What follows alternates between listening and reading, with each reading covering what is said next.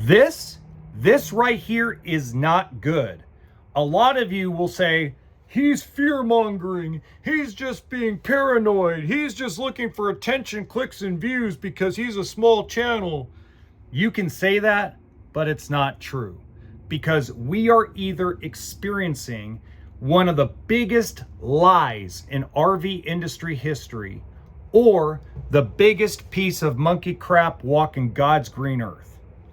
Either way, this is not good for RV manufacturers, factory employees, dealerships, consumers, heck, everybody associated with the lifestyle, including influencers.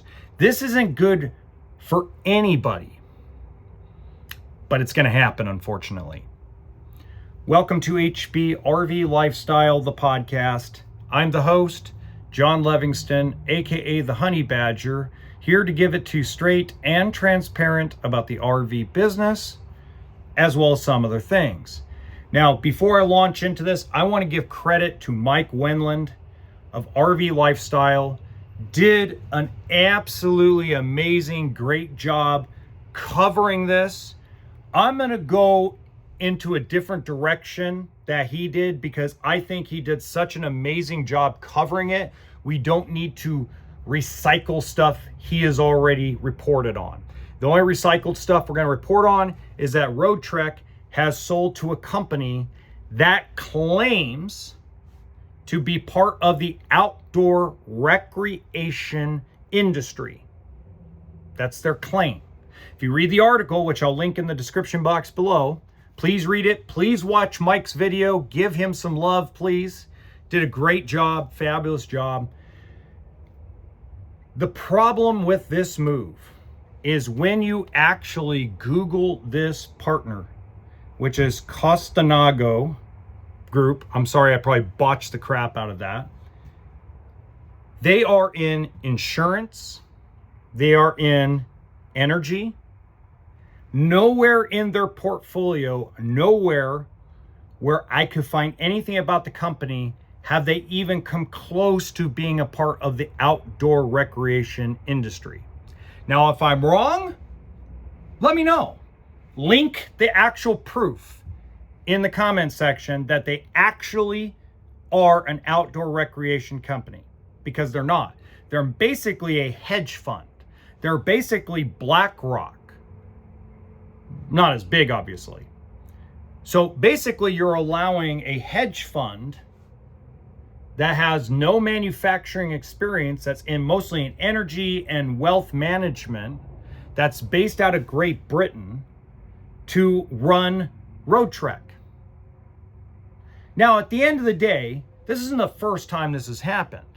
But if you go look at other owners of manufacturers, there's some kind of background in the actual either manufacturing side or some background into something dealing with camping, fishing, power sports, 4x4 off-road vehicles.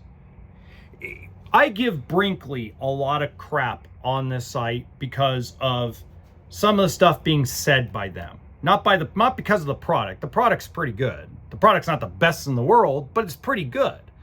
Okay?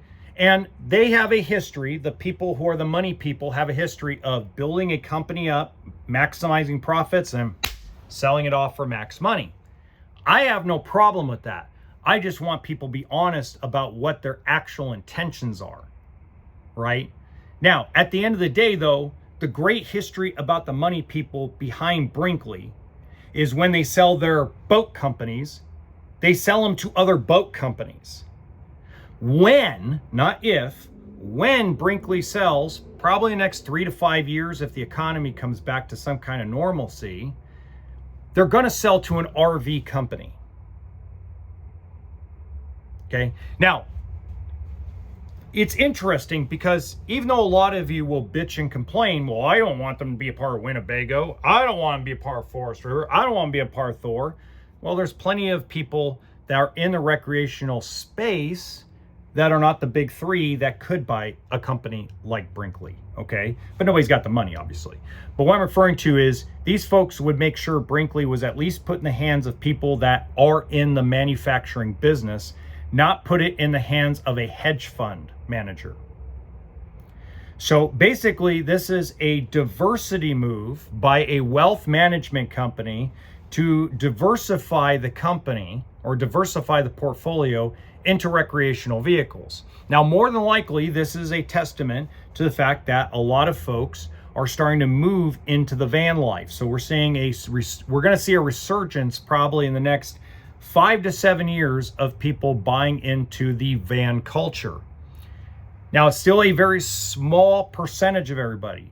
But if we look at the move that Alliance made with Midwest Vans, if you look at a few other little movements that Pleasureway has made, just the small little things that I don't really report on every day, you would see that they're setting themselves up. Even the new Lance company, I use air quotation marks, we'll talk about that in a minute because they're important, is trying to build van motorhomes. So we're in a situation where they think the van market is going to grow exponentially over the next 5 to 7 years, and they're trying to get their foot in the door. So it makes sense that a wealth management company would see that and want to diversify. And if Roadtrek and the group that owned them prior, that just sold it off, if they had some real estate assets to help offset some of the cost and expenditures, then again, that would grow the wealth and portfolio of that management company. Now, why is this a bad thing for the industry? Well, this is a bad thing because I'm going to give you an example of something. I'm not saying it's going to happen. It's an example because it's the best example I have. Berkshire Hathaway owns Forest River. Berkshire Hathaway is a wealth management company with real estate holdings, stocks, and holdings in several companies around the world. They don't build anything realistically. They do have some manufacturing, but they build wealth for investors, real estate. They don't actually build RVs.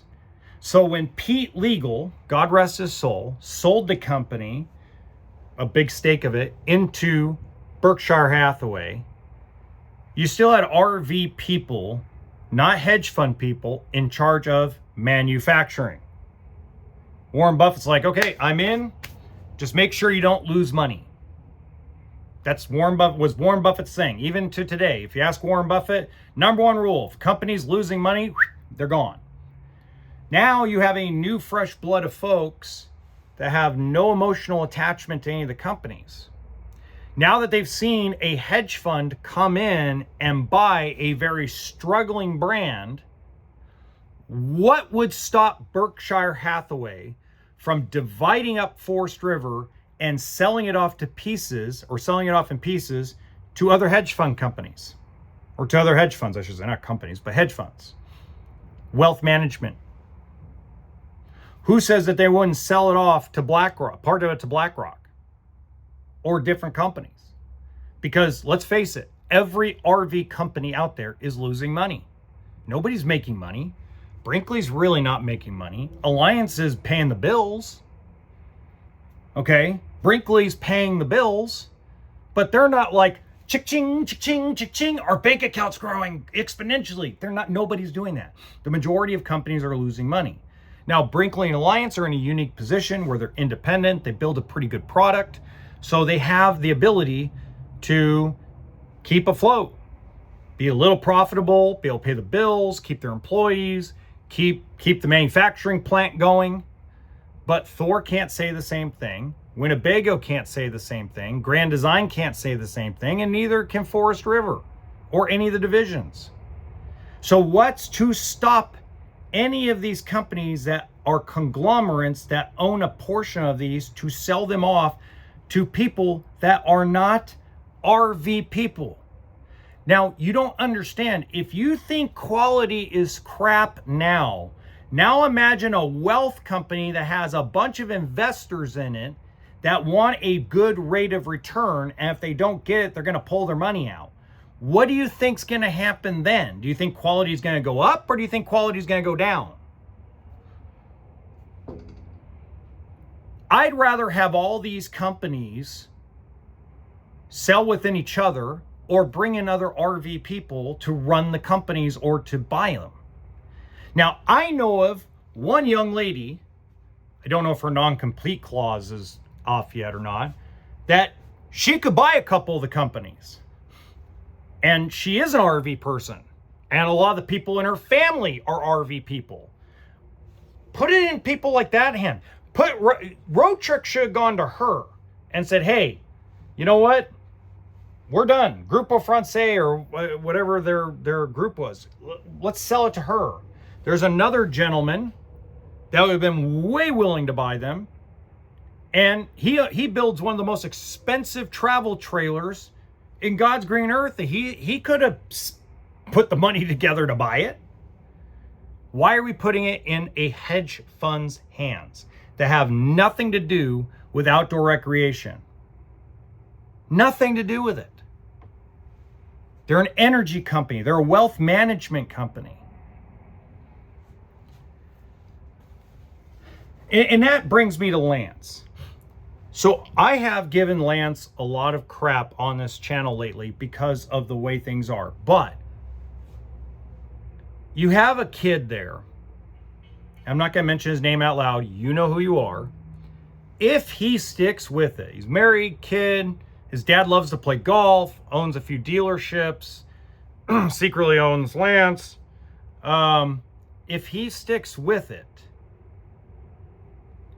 with his intelligence and his work ethic and his drive, Lance could turn it around. If they can somehow bridge themselves and find a way to cross the bridge to the future and not go out of business, there's an opportunity there where they can turn things around because they got a kid that has been, I mean, this young man, from the time they started a dealership in Southern California, has done almost every job at an RV dealership, including repairing them, including service and warranty, including finance, including selling them, including having to deal with all the BS about office work and DMV and all that stuff. This kid has done everything humanly possible. So when I give Lance crap, it's because of just some of the stupidity that is said from some of their employees. But if this young man sticks with it and actually builds off and rebuilds the reputation, folks, Lance can make a comeback. But you have it in the hands of a young man that has grown up into the RV industry and the RV lifestyle. Every Thanksgiving, he's out with his family camping, toy haulering. You know, this is someone that's been in the industry and been in the world of the industry and the lifestyle. That's who we need these companies to be in the hands of, not big hedge fund people. Until next time, remember, RV always stands for toolkit and sense of humor.